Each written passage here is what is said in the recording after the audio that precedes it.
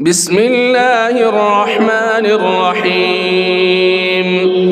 والشمس وضحاها والقمر إذا تلاها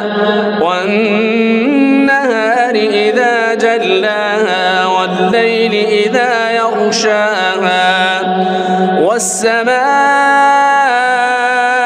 وما بناها والأرض وما طحاها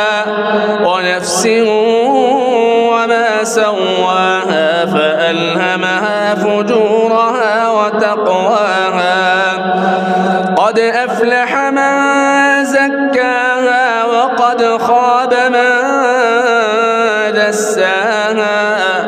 كذبت ثمود بطغواها